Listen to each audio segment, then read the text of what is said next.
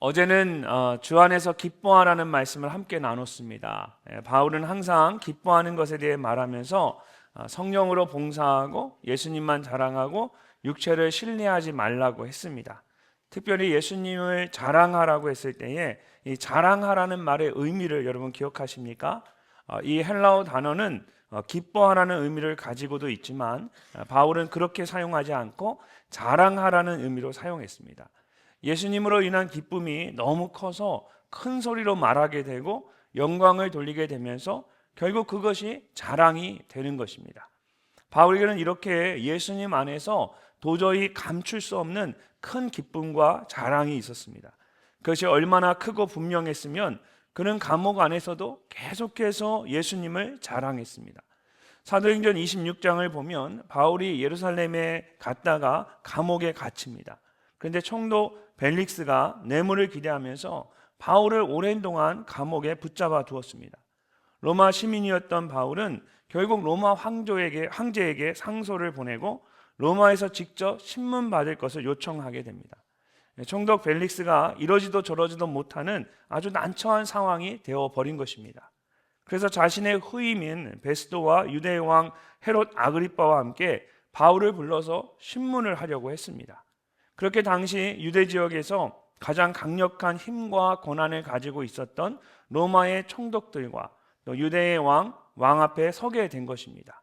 그런데 바울은 놀랍게도 자신을 변명하는 것이 아니라 오히려 그들에게 자신이 만난 예수 그리스도를 전했습니다.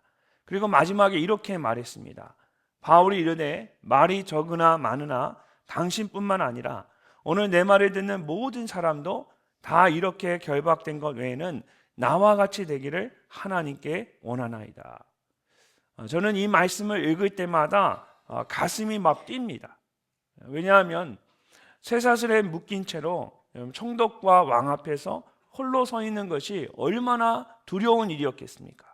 근데 바울은 전혀 두려워하지 않았습니다. 오히려 당당하게 모든 사람이 이렇게 나와 같이 결박된 것 외에는 나와 같이 되기를 원한다. 나처럼 정말 예수님을 믿기를 원한다. 그렇게 예수님을 당당하게 전했습니다. 사랑하는 성도 여러분, 주 안에서 항상 기뻐하려면 우리도 바울과 같이 주님을 자랑할 수 있어야 합니다. 아니, 주님을 자랑하는 것이 우리에게 큰 기쁨이 되어야만 합니다. 오늘 본문 말씀을 보면 바울은 어떻게 그가 오직 주님만을 자랑하게 되었는지를 설명하고 있습니다.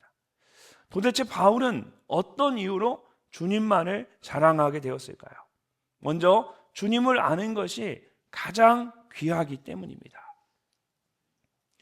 어제 함께 나눴던 것처럼 육체적인 것을 자랑하는 사람들이 이 빌립보 교회 안에 들어오기 시작했습니다. 그래서 빌립보 교회 성도들이 혼란스러워하기 시작했고 기쁨도 조금씩 잃어버리기 시작했습니다. 바울은 그런 빌립보 교회 성도들에게 주님 안에서 항상 기뻐하라고 말하면서 이렇게 육체를 자랑하는 사람들을 경계하고 예수님만 자랑하라고 말합니다. 그러면서 사실 자신에게도 그런 사람들처럼 자랑하려고 하면 정말 자랑할 만한 것들이 많다라고 합니다. 5절과 6절 말씀입니다. 나는 8일 만에 할례를 받고 이스라엘 족속이요 베냐민 지파요 히브리인 중에 히브리요 율법으로는 바리새인이요 열심으로는 교회를 박해하고 율법의 의로는 흠이 없는 자라. 바울은 태어난 지 8일 만에 할례를 받았습니다. 창세기 17장을 보면 하나님께서 아브라함과 언약을 맺으시면서 언약의 표징으로 모든 남자들에게 할례를 받도록 하셨습니다. 그리고 앞으로 대대로 아브라함의 집안에서 속한 사람은 누구든지 태어난 후에 8일째 할례를 받도록 하셨습니다. 하지만 아브라함의 후손인 유대인들이 모두 태어난 지 8일 만에 할례를 받은 것은 아니었습니다. 형편이나 신앙에 따라서 나중에 받는 사람들도 있었습니다. 특별히 유대인이 아닌 이방인 중에는 할례를 받지 않은 사람들이 대부분이었습니다. 그런데 바울은 그런 이방인들이 살고 있던 튀르키예 남쪽의 다소라는 지역에서 태어났음에도 불구하고 태어난 지 8일 만에 할례를 받았습니다. 역사적인 자료에 의하면 바울의 아버지는 천막을 만드는 사람이었다라고 합니다. 그런데 작은 천막이 아니라 로마 군대의 천막을 책임지는 사람이었습니다. 천막을 치고 거두는 것이 손이 많이 가고 힘든 일이었기 때문에 당시 로마 군대는 군인들이 직접 하지 않고 다른 사람들에게 그 일을 맡겼습니다. 근데 이것이 아주 큰 일이었습니다. 작게는 몇천 명에서 많게는 몇만 명의 군인들이 사용하기 때문에 수많은 천막들을 쳐야만 했습니다. 그래서 많은 사람들이 이 일에 동원이 되었습니다. 동시에 이것은 굉장히 중요한 일이었습니다. 군대가 움직일 때 여러분 천막을 치는 사람들은 군대보다 먼저 가서 군대가 주둔할 곳에 천막을 쳐야 합니다. 그래서 군대와 관련된 이 중요한 정보들을 가지고 있었습니다. 그렇기 때문에 가장 신뢰할 수 있는 사람에게만 이 일을 맡겼습니다. 바울의 아버지는 그렇게 로마 군대의 천막을 치고 관리하는 일을 맡았던 부유한 유대인이었습니다. 또한 로마 군대의 신뢰를 받으며 쉽게 로마 시민이 될 수 있었습니다. 바울은 그렇게 로마의 식민지인 다소에서 로마 시민으로 태어났지만 또한 순수한 유대인의 자녀로서 태어난 지 8일 만에 할례를 받았습니다. 또한 그는 이스라엘 족속이며 그 중에서도 베냐민 지파에 속한 사람이었습니다. 이스라엘 족속이라는 말은 하나님께서 택하신 언약 백성이라는 뜻입니다. 근데 바울은 그들 중에도 베냐민 지파의 사람이었다는 것입니다. 이스라엘의 첫 번째 왕인 사울이 베냐민 지파의 사람이었기 때문에 이 말은 결국 그가 왕의 후손이라는 뜻입니다. 또한 바울은 자신이 히브리인 중에 히브리인이라고 말합니다. 영어 성경을 보니까 A Hebrew born of Hebrew parents라고 되어 있습니다. 그러니까 비록 이스라엘 밖에서 태어났지만 히브리인 부모에 의해 태어난 순수한 유대인이라는 뜻입니다. 그래서 바울은 태어나면서부터 히브리어를 사용했고 히브리식 교육을 받았습니다. 뿐만 아니라 율법으로는 바리새인이었습니다.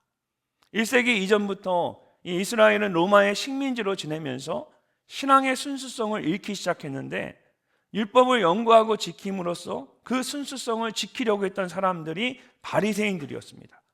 그래서 그들은 유대인들로부터 랍비라고 불리면서 큰 존경을 받았습니다.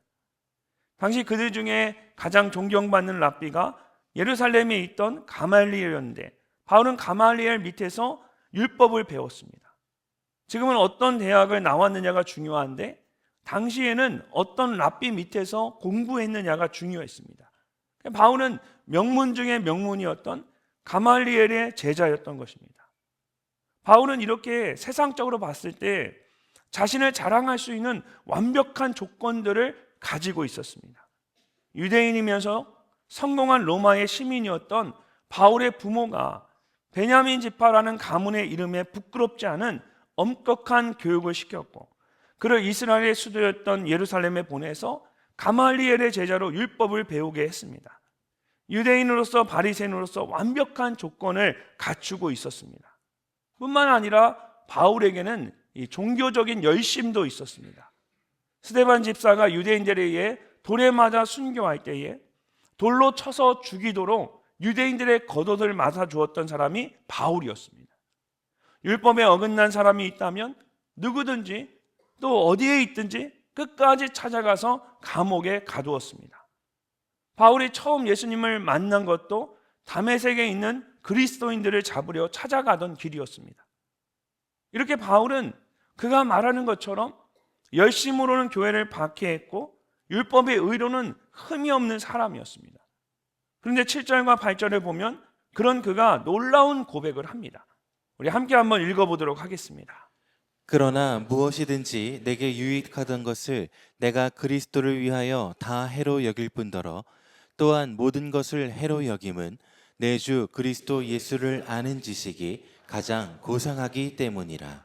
아멘. 내게 유익하다는 것은 신뢰할 만하다라는 뜻입니다.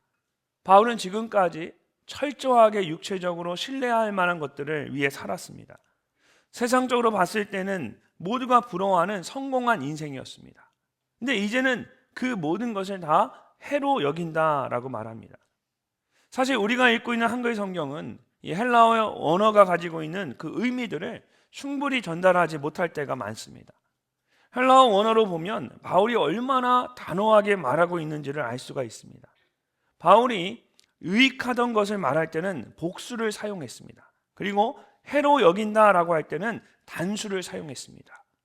무슨 이야기일까요? 여러 가지 유익했던 것들을 하나로 묶어서 단번에 정리했다라는 뜻입니다. 또한 처음에 다 해로 여길 뿐더러 라고 말할 때는 과거 완료형을 썼고, 또한 모든 것을 해로 여김은 이라고 말할 때는 현재형을 썼습니다. 과거의 어느 순간에 모든 것을 해로 여겼을 뿐만 아니라 지금도 계속해서 해로 여기고 있다라는 것입니다. 이것은 그때 그 마음에 대해 지금까지 후회함이 없고 여전히 변함이 없다라는 뜻입니다. 어떻게 이렇게 한순간에 완전히 사람이 바뀔 수가 있었을까요? 여러분, 신앙생활을 하면서 가장 힘든 것들 중에 하나가 쉽게 변하지 않는 나의 모습일 때가 많습니다.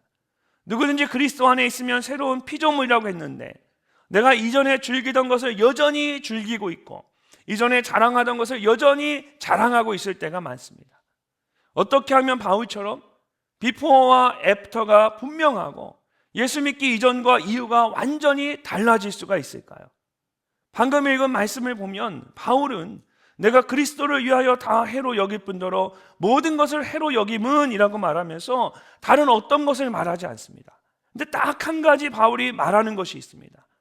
내 주 그리스도 예수를 아는 지식이 가장 고상하기 때문이라. 가장 고상하기 때문이라고 했는데, 다른 한글 성경은 가장 고귀하다, 가장 존귀하다라고 합니다. 그리고 영어 성경은 the surpassing greatness라고 합니다. 또는 supreme value라고 합니다. 어떤 가치 있는 것을 뛰어넘는 가장 가치 있는 것, 가장 위대한 것을 말하는 것입니다. 바울에게 있어서 그것은 그리스도를 아는 것이었고 내 주를 아는 것이었습니다. 다시 말해서 내가 내 인생의 주인이 아니라 예수 그리스도가 나의 인생의 주인이라는 것을 알게 된 것이었습니다. 그렇다면 바울이 이것을 어디서 깨달았을까요? 예수 믿는 사람들을 잡으러 다메섹으로 가던 길에 부활하신 예수님을 직접 만나면서 깨닫게 되었습니다. 지금까지 내 인생의 유익이라고 생각했던 모든 육체의 자랑들이 예수님을 만나는 그 순간에 나에게 아무런 유익이 되지 않는다는 것을 알게 된 것입니다. 작은 시냇물은 바다를 만나기 전까지는 자신이 바다라고 생각합니다. 세상에서 자신이 가장 크다고 생각하는 것입니다. 그런데 강물이 되어 흘러가다가 바다를 만나면 그 순간에 비로소 자신이 바다가 아니라 작은 시냇물이었다는 것을 깨닫게 됩니다. 바울은 예수님을 만나면서 비로소 자기 인생에 가장 가치 있고 존귀한 것이 무엇인지를 알게 되었습니다. 이전까지 자기 인생의 전부라고 믿었던 것들이 예수님을 만나는 그 순간에 더 이상 아무것도 아닌 것이 되었습니다. 좋은 것에서 더 좋은 것으로 가는 것이 아니라 이전에 좋게 여겼던 모든 것들이 이제는 아무것도 아닌 nothing이 되어버린 것입니다. 그러니까 그 귀한 것을 얻기 위해서 이전에 귀하게 여겼던 모든 것을 배설물과 같이 버릴 수 있었던 것입니다. 사도행전 26장 13절을 보면 바울이 그가 경험했던 그 놀라운 순간을 이렇게 말합니다. 왕이여, 정오가 되어 길에서 보니 하늘로부터 해보다 더 밝은 빛이 나와 내 동행들을 둘러 비추는지라. 여러분, 정오의 태양이 얼마나 밝습니까? 하루의 태양 중에 가장 밝은 때입니다. 그래서 똑바로 쳐다볼 수도 없습니다. 근데 예수님을 만나는 그 순간 바울의 인생 가운데 정오의 태양보다 더 밝은 빛이 비추었습니다. 이전까지 한 번도 보지 못한 가장 강력한 빛 가운데 예수님을 만나자 그 순간부터 다른 어떤 빛도 그의 눈에 들어오지 않았던 것입니다. 내게 유익하다고 생각하는 것들을 여러분 억지로 버리려고 하지 마십시오. 버린다고 버려지는 것도 아닙니다. 중요한 것은 내 인생에 있어서 가장 가치 있는 것이 무엇인지를 아는 것입니다. 바울처럼 내 인생의 주인 되시는 가장 귀한 예수님을 만나게 되면 더 이상 다른 것은 눈에 들어오지 않게 됩니다. 이처럼 우리가 무엇을 가장 중요하게 생각하느냐에 따라 결국 우리의 삶의 방향과 목적이 바뀌어지게 됩니다. 28살에 복음을 전하기 위해서 남미의 에콰도르에 갔다가 원주민에 의해 순교한 선교사 짐 엘리엇은 대학 시절 그의 일기장에 이런 글을 적어 놓았습니다. 영원한 것을 얻고자 영원할 수 없는 것을 버리는 자는 결코 어리석은 자가 아니다. 지금 여러분에게 가장 가치 있고 중요한 것이 무엇입니까? 바울처럼 내 주 그리스도를 아는 것이 여러분에게 가장 가치 있는 것이 될 수 있기를 바랍니다. 그럴 때 바울과 같이 여러분의 인생도 완전히 바뀌어지게 될 것입니다. 더 이상 육체를 자랑하지 않고 오직 주님만 자랑하는 여러분이 되시기를 주님의 이름으로 축복합니다. 두 번째로 바울이 오직 주님만을 자랑한 것은 그리스도를 얻고 그 안에서 발견되기를 원했기 때문입니다. 8절과 9절 말씀을 함께 읽어보도록 하겠습니다.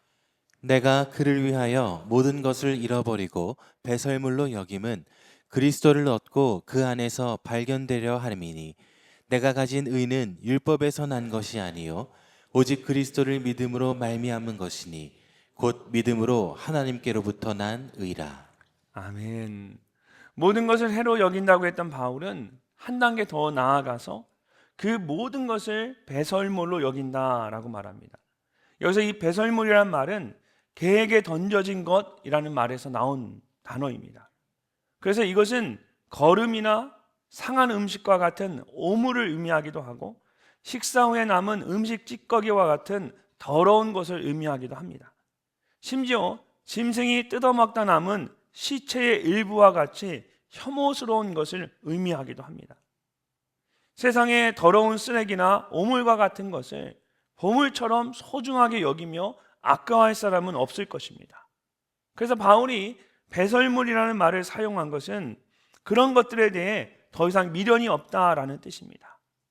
화장실에서 볼일을 보고 너무 변비 때문에 애를 써서 간신히 볼일을 보고 나서 그 볼일 본 배설물이 너무 아까워서 내가 이렇게 애를 썼는데 그 아까워서 물 내리지 못하는 분들 계십니까?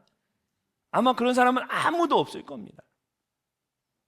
바울은 8일 만에 할례를 받았고 이스라엘 족속으로 베냐민 지파에 속했고 히브리인 중에 히브리인이었습니다. 율법으로는 바리새인이었고 흠이 없는 자였습니다. 이런 것들이 육신적으로는 여전히 훌륭한 것들이었지만 바울에겐 더 이상 미련이 없는 배설물과 같은 것에 불과했습니다. 바울이 왜 이렇게 예전에 귀하게 여기던 것들을 배설물과 같이 여기며 미련 없이 버릴 수 있었을까요? 그 다음 말씀을 보면 바울은 그리스도를 얻고 그 안에서 발견되려 함이니 라고 말합니다. 그렇다면 그리스도 안에서 발견된다는 것은 무슨 뜻일까요?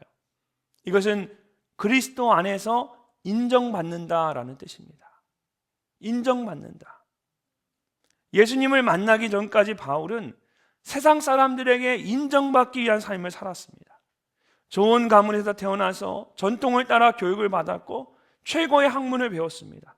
율법을 지키고 흠이 없는 의로운 자가 되었습니다. 어려서부터 모든 사람들의 관심과 칭찬을 받으며 자랐습니다. 그의 목표는 사람들에게 더 큰 인정을 받아서 가장 명예로운 사내들인 공예의 일원이 되는 것이었습니다. 그런데 이상하게도 사람들에게 인정을 받으면 받을수록 그는 기쁨을 잃어버렸습니다. 그의 마음은 더 날카로워졌고 그의 행동은 더 난폭해졌습니다. 스데반 집사를 돌로 쳐서 죽이도록 사람들의 옷을 대신 맡아주고 있는 이런 바울의 모습을 상상해 보십시오. 예수 믿는 사람들을 붙잡기 위해서 다메섹으로 걸어가고 있는 바울의 모습을 생각해 보십시오. 절대로 선한 모습이 아니었을 것입니다. 그의 눈에는 살기가 등등했고 그의 입에는 저주가 가득했습니다. 율법을 행함으로써 다른 사람들의 인정을 받는 것은 이렇게 무서운 일입니다. 남에게 인정을 받기 위해 돌을 던져야 하고 반대로 인정을 받지 못하면 남에게 돌을 맞아야 하는 불안한 인생을 사는 것과 같습니다. 무엇보다 한두 번은 인정을 받을 수 있을지 모르지만 그런 식으로 끝까지 인정을 받는다는 것은 불가능합니다. 바울은 예수님을 만남으로써 그것을 깨닫게 된 것입니다. 그래서 오늘 말씀을 보면 바울이 이렇게 고백을 합니다. 내가 가진 의는 율법에서 난 것이 아니요 오직 그리스도를 믿음으로 말미암은 것이니 곧 믿음으로 하나님께로부터 난 의라. 바울은 율법을 지켜야만 인정을 받을 수 있다라고 생각했습니다. 무조건 내가 잘해야 한다라고 생각했던 것입니다. 근데 예수님과의 만남을 통해서 비로소 나의 행위가 아니라 믿음으로 하나님께 인정을 받는다는 것을 알게 된 것입니다. 창세기 15장 6절에서 성경은 우리에게 이렇게 말씀하십니다. 아브라함이 여호와를 믿으니 여호와께서 이를 그의 의로 여기시고, 하나님께서는 아브라함의 행위가 아니라 그의 믿음을 보시고 그를 의롭게 여겨 주셨습니다. 얼마나 놀라운 은혜입니까? 그래서 갈라디아서 3장을 보면 바울이 이렇게 말합니다. 너희가 다 믿음으로 말미암아 그리스도 예수 안에서 하나님의 아들이 되었으니 누구든지 그리스도와 합하기 위하여 침례를 받은 자는 그리스도로 옷 입었느니라. 여기서 그리스도로 옷 입는다는 말은 그리스도로 의롭다함을 입었다라는 말입니다. 예수님을 믿고 하나님의 자녀가 되었지만 여전히 우리 안에는 이 죄된 모습들이 있습니다. 그런데 그리스도로 옷을 입었다는 것은 그런 우리의 죄됨이 예수 그리스도로 가리워졌다라는 것입니다. 여러분, 이렇게 깔끔하게 옷을 입고 있으면 굉장히 깨끗해 보입니다. 그러나 옷을 벗으면 부끄러운 모습들이 많이 있습니다. 옷으로 인해 가려졌을 뿐이지 여전히 부끄러운 것이 우리 안에 많습니다. 우리의 죄됨도 마찬가지입니다. 예수 그리스도로 덧입었기 때문에 가려졌을 뿐이지 여전히 우리 안에는 죄된 모습들이 있습니다. 근데 놀라운 것은 하나님께서 우리를 보실 때에 그런 우리의 죄된 모습을 보시지 않고 예수 그리스도를 통해 우리를 바라보신다는 것입니다. 그래서 여전히 죄인에 불과한 우리가 이렇게 예수 그리스도로 인하여 하나님으로부터 의롭다함을 받은 것입니다. 여러분, 누구에게 인정받기를 원하십니까? 우리가 정말 인정받아야 할 대상은 오직 예수 그리스도 한 분이신 줄로 믿습니다. 바울은 오직 예수님께 인정받고 예수님 안에서 발견되기를 원했습니다. 그래서 더 이상 육체를 자랑하지 않고 예수 그리스도만을 자랑한 것입니다. 누구에게나 인정받고 싶은 마음이 있습니다. 교회에서 열심히 봉사했는데 아무도 알아주지 않으면 서운한 마음이 듭니다. 그러나 정말 중요한 것은 주님께 인정받는 것입니다. 그것이 우리에게 가장 기쁜 일입니다. 바울과 같이 주님께 인정받고 주님 안에서 발견되는 여러분이 되시기를 주님의 이름으로 축복합니다. 오늘 처음 우리 찬양하면서 내 안에 가장 귀한 것 예수를 알미라 라는 찬양의 고백을 올려드렸습니다. 그 찬양을 하면서 제 마음 가운데 예수를 아는 것이 그 바울의 그 마음이 막 느껴지는 거예요. 바울이 예수를 아는 것을 얼마나 기뻐했을까? 예수를 알고 예수님 안에서 발견되기 위해서 바울이 표대를 향해 믿음의 선한 경주를 달려가는 그 바울의 모습이 이 찬양 가운데 그려지고 상상되어지니까 너무 은혜가 되는 거예요. 그러면서 나는 정말 예수님을 아는 것을 내 삶의 가장 귀한 것으로 여기고 살아가고 있는가?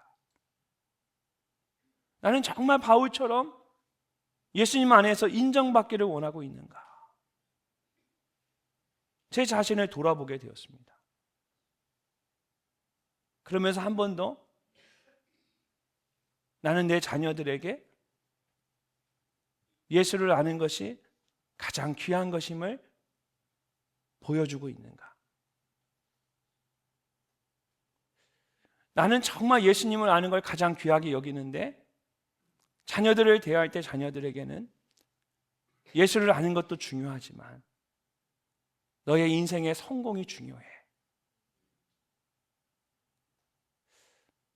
정말 내가 내 자녀를 바라보면서 내 자녀의 인생 가운데 예수님을 아는 것으로 정말 만족하고 있는가?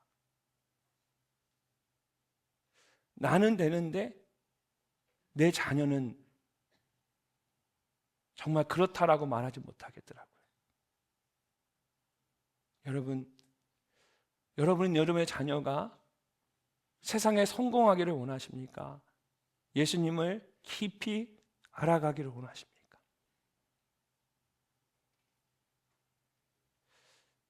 (1900년대) 초 카나다 몬타리노의 작은 마을에 태어나서 목회자 가정에 자란 조지 시아라는 여성이 있었습니다. 어렵게 공부를 해서 뉴욕에 있는 대학에 입학하게 되었는데 경제적인 어려움으로 인해서 학업을 포기할 수밖에 없었습니다. 대학을 그만둔 이 시아는 여러 가지 아르바이트를 하면서 생계를 유지했습니다. 그러다 우연한 계기로 MBC 라디오 프로그램에서 가라 모세라는 노래를 불렀는데 정말 큰 호응을 얻게 되었습니다. 그래서 방송국으로부터 정식 계약을 맺자라는 제의를 받게 됩니다. 조지 시아에게 생각조차 못했던 엄청난 기회가 찾아온 것입니다. 이제 인기도 얻고 경제적인 어려움도 벗을 수 있게 되었습니다. 이 소식을 들은 어머니가 늘 읽던 리아 밀러의 시 한 편을 딸에게 보내주었습니다. 그리고 그 시를 읽던 시아는 조용히 눈을 감았습니다. 하나님께서 너를 위해 세상에 보낸 예수 그리스도에는 어떠한 만족도 줄 수 없다라고 말씀하시는 것 같았습니다. 시아는 확신 가운데 그래 예수님만이 나의 기쁨이야 라고 선포했습니다. 그리고 그 시에 곡조를 붙이기 시작했습니다. 주 예수보다 더 귀한 것은 없네. 세상 즐거움 다 버리고 세상 자랑 다 버렸네. 주 예수보다 더 귀한 것은 없네. 예수 밖에는 없네. 시아는 주님이 주신 재능을 가지고 오직 주님만을 높이기로 결심했습니다. 그래서 방송국 계약도 포기했습니다. 그렇다고 어떤 계획이 있었던 것도 아니었습니다. 그저 주님이 주시는 마음에 순종했을 뿐입니다. 근데 하나님께서 이후에 시아로 하여금 빌리그레암 목사님을 만나게 하셨고 평생 동안 전 세계를 다니며 마음껏 주님을 찬양하도록 하셨습니다. 사랑하는 성도 여러분, 이 세상에 주님을 자랑하는 것보다 더 큰 기쁨은 없습니다. 오늘 이 바울의 고백 가운데 여러분 바울의 마음을 한번 느껴보십시오. 바울 안에 있는 그 확신과 그 기쁨을 한번 여러분 깊이 느껴보십시오. 바울처럼 주님을 아는 것과 주님께 인정받는 것이 가장 귀하다는 것을 안다면 우리는 주님만을 자랑할 수밖에 없습니다. 주님께서 여러분 모두에게 세상 그 무엇과도 비교할 수 없는 큰 기쁨이신 줄로 믿습니다.